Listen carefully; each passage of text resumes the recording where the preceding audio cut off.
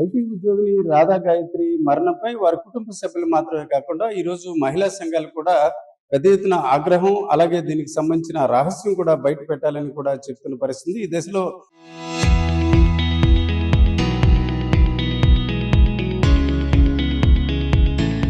ఐటీకి సంబంధించిన ప్రతినిధులు ఉన్నారు. మేడం చెప్పండి, మీరు కూడా అట్లా టీవీ ఛానల్లో, యూట్యూబ్లో అట్లా చూసుంటారు. ఈ మరణం మీద మీకేమనిపిస్తుంది? రాధా గాయత్రి మర్డర్ అనేది అసలు చాలా మహిళా లోకానికి చాలా దిగ్భ్రాంతి కలిగించే పద్ధతిలోనూ జరిగిందని చెప్పేసి అన్నది అనిపిస్తుంది. అసలు హనీమూన్‌కి తీసుకొని వెళ్ళడం, అక్కడ భర్త చేతిలో చంపేయటం అన్నది అది కావాలనే ప్లాన్ ప్రకారంగానే భర్తే ఆ రకంగా చేసాడు అన్నది స్పష్టంగా అర్థమవుతుంది. తల్లిదండ్రులు చెప్పిన దాని ప్రకారంగా కూడా ఆ రకంగానే అర్థమవుతుంది. అంతకుముందు కూడా ఆమె మీద అనుమానంతో ఐటీ ఉద్యోగిగా ఉన్న ఆమె బ్యాగులో ఒక ట్రాక్ అనేది పెట్టడం, ఆ రకంగా ఆమె మీద ఒక అనుమానాస్పదంగా అనుమానం ఉండే విధంగా ప్రవర్తించటం, ఈ రకంగా మానసికంగా కూడా అమ్మాయిని రాధా గాయత్రిని చాలా హింసించడం అనేది జరిగింది. ఇది ప్లాన్ ప్రకారంగానే హనీమూన్‌కి తీసుకొని వెళ్ళడం, అక్కడ ఆ రకంగా చంపడం అనేది చాలా దుర్మార్గం. ఈ మధ్య కాలంలో విశాఖపట్నంలో ఇలాంటి ఘటనలు భర్త చేతిలోనే హతులైపోయిన వాళ్ళ సంఖ్య బాగా పెరుగుతా ఉంది. వీటిని అరికట్టాల్సిన ప్రభుత్వాలు ఈ రకంగా ఈ రోజు చట్టం నుంచి తప్పించుకునే పరిస్థితి ఏర్పడుతుంది. ఈ రోజు చట్టాలని కూడా వాళ్ళు ఉపయోగించుకొని పెద్ద వాళ్ళ రాజకీయ నాయకుల యొక్క అండతోటే వీళ్ళు ఈ చట్టం నుంచి తప్పించుకునే ప్రయత్నాన్ని కూడా చేస్తున్నారు. అంత ముందు కూడా మనం చూసాం, తెలంగాణలో బండి సంజయ్ ఈ రకంగా కూడా అమ్మాయిని చిన్నపిల్లల మీద హత్య చేసి ఆ రకంగా చట్టం నుంచి తప్పించుకునే పని చేయటం అనేది జరిగింది. ఈ రకంగా ప్రభుత్వాల్లో ఎవరైతే ఉన్నారో వాళ్ళ పిల్లలే ఈ రకంగా చేయటం అనేది జరుగుతుంది. ఆ రకంగానే ఈ రాధా గాయత్రి భర్త కూడా ఆ రకంగా పెద్ద వాళ్ళ హస్తంతో ఈ రకంగా చేశాడని చెప్పేసి అన్నది అనిపిస్తుంది. ఖచ్చితంగా ఇలాంటి వాళ్ళ మీద కఠినంగా శిక్షలు అనేవి ఉండాలి. చట్టాల్లో మార్పులు తీసుకురావాలి. చట్టాలు అనేవి పగడ్బందీగా అమలు చేయాలి. అమ్మాయిలకి రక్షణ కల్పించాలని చెప్పేసి ఐదుగా మేము డిమాండ్ చేస్తున్నాం. ఈ ఎపిసోడ్ అంతా మీరు టీవీలో అట్లా చూస్తుంటారు, లేదా పేపర్లో చదివింటారు. అంటే ఆ అబ్బాయి ఏం చెప్తున్నాడంటే, నేను అట్లాగా ఏమీ చేయలేదు, మా ఇద్దరి మధ్య మంచి అనుబంధం ఉంది, నిజంగా అనుబంధం లేకపోతే నాతో ఎందుకు ఆమె ముస్సోరి వస్తుంది అని అతను అంటున్నాడు. అంటే ఒక పగడ్బందీగా చేసాడంటారా? అతని మాటలో వాస్తవం అనిపిస్తుంది. ఇది అంటే చేయకపోతే ఎవరు అమ్మాయి ఎలా చనిపోయింది? ఏదో ప్లాన్డ్‌గా చేయాల్సిందే. అందుకు ఇప్పుడు ఐటీ ఉద్యోగులు కేవలము డబ్బులు సంపాదన కోసము ఆలోచిస్తున్నారు. కుటుంబంగా, ఒక ఫ్యామిలీగా ఆలోచించడం లేదు. ఇటు పేరెంట్స్ వైపు, అబ్బాయి వైపు నుంచి పేరెంట్స్ కానీ, అమ్మాయి పేరెంట్స్ వైపు నుంచి కూడా ఆలోచన. ఎంతసేపు డబ్బులు, ఎంత సంపాదించావో, ఎంత పెద్ద ఉద్యోగం, ఇలాంటి ఆలోచన. మానవ సంబంధాలు అనేది కుటుంబము కానీ చూడడం లేదు. ఈరోజు ముఖ్యంగా అమ్మాయిని అక్కడికి అక్కడి నుంచి తీసుకొని పోయి చంపడం అనేది చాలా దుర్మార్గకరమైన. అలానే బ్యాగ్లో అది పెట్టి ఆ అమ్మాయి ఎక్కడ ఏం చేస్తుంది అనేది బ్యాగ్లో అది పెట్టడం అనేది, మిషన్ పెట్టి ఆ అమ్మాయిని మొత్తము అంతా ట్రాప్ చేయడం అనేది ఇదంతా చాలా దుర్మార్గం. అసలు వాడు నిజంగా ఐటీ ఉద్యోగ, లేకుంటే అనుమానం పెనుభూతం అనేది మేము అడుగుతున్నాం. ఒక రాక్షసు లాగా తయారైనట్టు తప్ప, ఒకవేళ అమ్మాయి అందంగా ఉండొచ్చు, చాలా మంది ఉన్నారు కూడా అందంగా ఉన్నవారని కూడా ఈ మధ్య అంత ఒక 1 వీక్లో ఒక 10 డేస్ కిందట అమ్మాయి అందంగా ఉందని చెప్పేసి అమ్మాయిని కూడా చంపేయడం జరిగింది. నువ్వు అందంగా ఉన్నావు కదా, ఇంకొకరు వేరే అబ్బాయిలు చూడకూడదు, వేరే అబ్బాయిలకు దక్కకూడదు అని చెప్పేసి చంపడం, లవ్ ఫెయిల్ అయినా కానీ చంపేయడం, ఇట్లాంటివన్నీ కూడా చాలా జరుగుతున్నాయి. క్రైమ్లో చాలా ఎక్కువ జరుగుతున్నాయి ఈరోజు. ముఖ్యంగా సెల్లులలో ఇవన్నీ కూడా మేము గతంలో కూడా చెప్పాం. ఈ సెల్లులోకి వచ్చే వాటన్నింటిని కూడా కొన్ని యాప్లు బ్యాన్ చేయండి అని కూడా గతంలో ఇప్పటి నుంచి చెప్పడం కాదు. ఈరోజు ఇదేదో కొత్తగా జరుగుతుంది అని కాదు. ఇది మనకు వెలుగులోకి వచ్చింది. వెలుగులోకి రానివి చాలా ఉన్నాయి, వందల సంఖ్యలో ఈరోజు ఉన్నాయి. ముఖ్యంగా సాఫ్ట్వేర్ ఇంజనీర్లలో అబ్బాయిలు కానీ అమ్మాయిలు కానీ ఈరోజు చాలా మంది కూడా సమాజం గురించి ఆలోచించే పరిస్థితి లేదు. ఈరోజు చదువు, వాళ్ళ ఉద్యోగము, ఎంత సంపాదన, ఇవే చూస్తున్నారు. కానీ సమాజం నుంచి ఆలోచించి ఎట్లా ఉండాలా, భార్య భర్తలు ఎలా ఉండాలా, ఫ్యామిలీ ఎలా ఉండాలనేది ఆలోచించకుండా ఇలాంటివన్నీ జరుగుతున్నాయి. ఇటు అబ్బాయి వైపు నుంచి పేరెంట్స్ కానీ, ఇటు అమ్మాయి వైపు నుంచి పేరెంట్స్ కూడా వీళ్ళకి ఎలాంటి జాగ్రత్తలు అనేది కూడా వీళ్ళకి చెప్పాలి. ఎంతసేపు బాగా స్ట్రెస్ గురవుతున్నారు అనేది ఒకటి. ఈరోజు చాలా మంది సాఫ్ట్వేర్లు బాగా స్ట్రెస్ గురవుతున్నారు. అందులో భాగంగా అనుమానం చాలా ఎక్కువగా పెరిగిపోతుంది. ఈరోజు ఎందుకు సాఫ్ట్వేర్లో ఉండే అమ్మాయిలందరూ కూడా చాలా మంది మా దగ్గరికి దగ్గరికి వస్తున్నారు. అంటే 100కి 70 మంది ఈరోజు సాఫ్ట్వేర్ ఉద్యోగులు పెళ్ళైన 6 నెలలకే 70 కేసులు వస్తున్నాయి దగ్గరికి రాష్ట్రంలో. ప్రాస్టేట్ సెంటర్లో. చాలా మంది ఎందుకు అంతమంది వస్తున్నారు అమ్మాయిలు అంటే ఇద్దరికి అవగాహన లేకనా, ఫ్యామిలీగా అవగాహన లేకనే కదా. ఈరోజు 100 మంది సాఫ్ట్వేర్ పెళ్లి చేసుకున్న తర్వాత 70 మంది కేసులు పెళ్లి అయిన 6 నెలలకు ఎందుకు వస్తున్నారు? వాళ్ళకి అవగాహన లేకనే. అందుకే ప్రభుత్వం కూడా ఇలాంటివన్నిటిని కూడా నిఘా పెట్టాలా, ఇలాంటి యాప్లను కూడా తీసివేయాలా. ఈరోజు చాలా మంది సెల్లులలో చూసి మనుషులు ఎలా చంపాలనేది ఇట్లాంటివన్నీ కూడా క్రైమ్ బాగా పెరిగిపోయింది.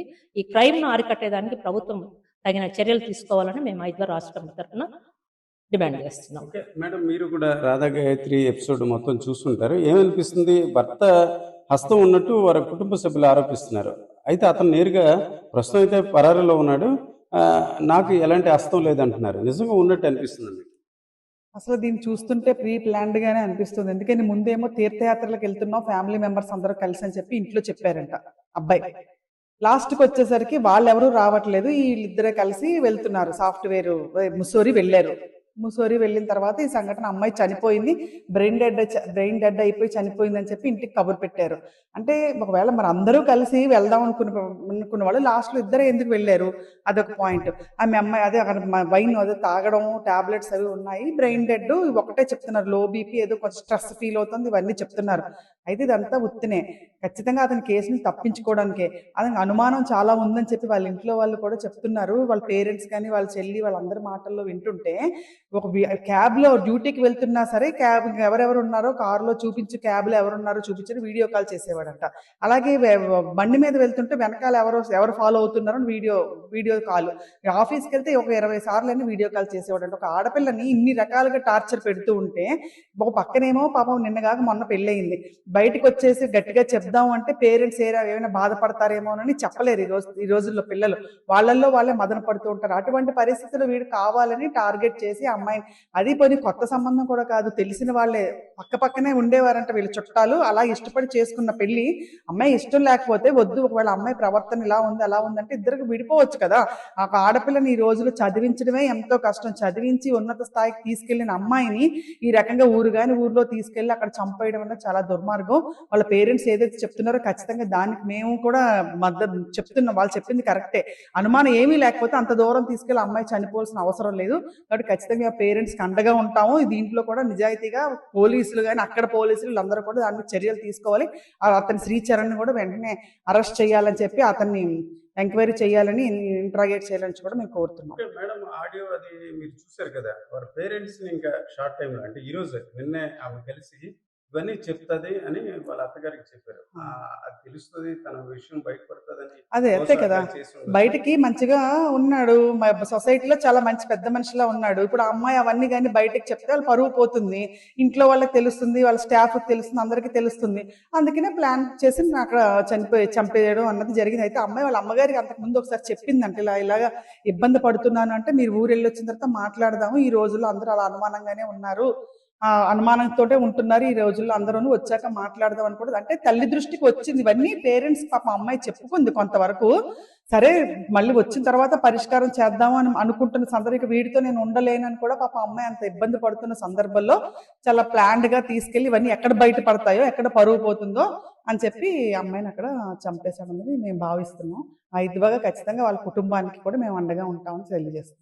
మేడం, మీరు కూడా అంటే చాలా ఇష్యూస్ చూస్తుంటారు. ఈ ఇష్యూలో అనుమానం కలిగించే అంశం ఏమంటారు? అమ్మాయి పొరపాటున తప్పు చేసిందా? నిజంగా తెలిసిన వెంటనే వదిలేసి వచ్చుంటే కొద్దిగా ప్రాణాలు నిలబడే అవకాశం ఉందండి.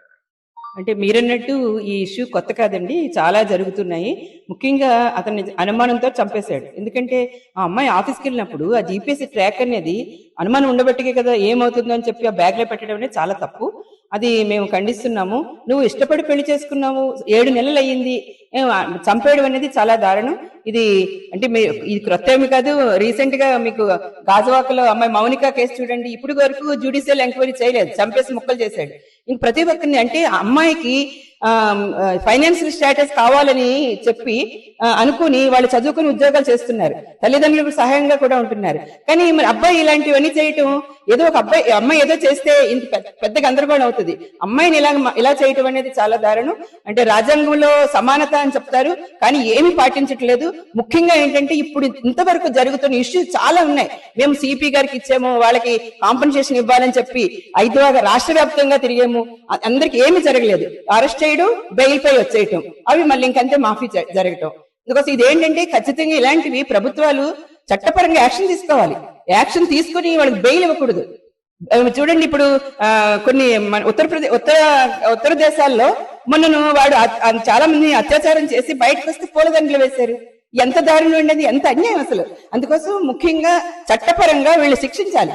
అబ్బాయిని ఇప్పుడు ఇలా చేసిన వాళ్ళు శిక్షిస్తే తప్ప ఫర్దర్ జరగకుండా ఉంటాయి. అలాగే ఫాస్ట్ ట్రాక్ కూడా ఇమ్మీడియట్ గా అది చేయడానికి ఫాస్ట్ ట్రాక్ కూడా ఏర్పాటు చేయాలని మేము 5గా డిమాండ్ చేస్తున్నాం. మేడం, మీరు చూసారు కదా, ఆడియో విన్నారా? విన్నాక నెక్స్ట్ వాళ్ళ పేరెంట్స్ తో మాట్లాడిన తీరు బట్టి శ్రీచరణ్ అంటే ఎవరైతే రాధా గాయత్రి భర్త హస్తం ఉన్నట్టు అనిపిస్తుందా? నిజంగా హస్తం లేనట్లయితే అతను గత 2 రోజులుగా కనిపించకుండా పోయాడు ఎందుకంటారు?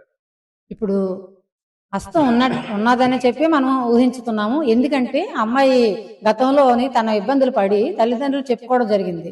ఆ సమస్య అంతా తల్లిదండ్రులు చెప్పుకోవడం వల్ల ఆ తల్లిదండ్రులు కూడా అర్థమైంది. ఎందుకంటే అమ్మాయి బయటికి తీసుకొని వెళ్ళేటప్పుడు కూడా తను చెప్పడం జరిగింది. చెప్పడం వల్ల తల్లిదండ్రుల విషయం తెలిసింది కాబట్టి ఇది ఖచ్చితంగా అతనే హత్య చేశారని చెప్పి క్లారిటీగా తెలుస్తుంది. ఎందుకంటే ఇప్పుడు తను ప్రేమించి పెళ్లి చేసుకొని శుభ్రంగా చూసుకుంటాం అని చెప్పి నమ్మకంగా తల్లిదండ్రులు పంపించేటప్పుడు ఆ తల్లిదండ్రులకి ఎలాంటి అవకాశం లేకుండా ఈరోజు పిల్లలకి భయభక్తులు అంటే నా అల్లుడు మంచోడు అని చెప్పి చేసుకున్న తర్వాత ఆయన ఈ రకంగా చేసుకున్న అమ్మాయిని అనుమానించడం, డ్యూటీలకు వెళ్తే కెమెరాలు పెట్టడం, తను ఎలా డ్యూటీ చేస్తుంది, ఎవరితో మాట్లాడుతుంది, ఈ అనుమానం దేనికి వస్తుంది అంటే మా ఆవిడ అందంగా ఉందని చెప్పేసి అనుకుంటున్నాడా, లేకపోతే డబ్బులు ఎక్కువ జీతాలు వస్తున్నాయి ఖర్చు పెట్టుకుంటుందని చెప్పేసా? ఇవన్నీ ఉండడం కారణంగా ఉంటుంది. ఆ కారణం క్రమేణలోని ఈ అనుమానం శాతమే అతను మాత్రం ఖచ్చితంగా హత్య చేయడం జరిగింది. మనం కూడా హైదరాబాద్ కూడా అతనే హత్య చేశారని చెప్పి డిమాండ్ చేస్తున్నాం. ఇది చూసుకుంటే రాధా గాయత్రి మరణం వెనుక ఖచ్చితంగా ఏదైతే వారి కుటుంబ సభ్యులు ఆరోపిస్తున్నారో భర్త శ్రీచరణ్ పాత్ర ఉందని, దానికి సంబంధించిన ప్రతి అంశంలో కూడా శ్రీచరణ్ వ్యవహారం ప్రధానంగా చూసుకుంటే ట్రాకర్ ఏర్పాటు చేయడం, అట్లాగే ఏదైతే ఋషికేశ్ హరిద్వార్ తీసుకువెళ్తానని చెప్పి ఆ తర్వాత ముస్సోరికి తీసుకెళ్లారు. ఎలాంటి అలవాటు గతంలో ఎప్పుడు కూడా ఆమె లిక్కర్ సేవించినట్టు ఎప్పుడు కూడా వారి కుటుంబ సభ్యులకు తెలియదు, అలాగే స్నేహితులకు తెలియదు. కానీ అక్కడ రెడ్ వైన్ సప్లై చేశారు, ఆ తాగామని చెప్పేసి శ్రీచరణ్ చెప్తున్నాడు. ఇలాగ భిన్నమైన అంశాలు అనుమానాలు కలిగిస్తున్నాయి. ఖచ్చితంగా ఎక్కడైతే పరారయ్యాడో అతన్ని పట్టుకోవాలి, అతన్ని లోతుగా విచారించినట్లయితే అసలు వాస్తవాలు బయటపడతాయని 5కి సంబంధించిన ప్రతినిధులు చెప్తున్నారు. కెమెరా పర్సన్ తిరుపతితో రామచంద్రరావు, RTV, విశాఖపట్నం.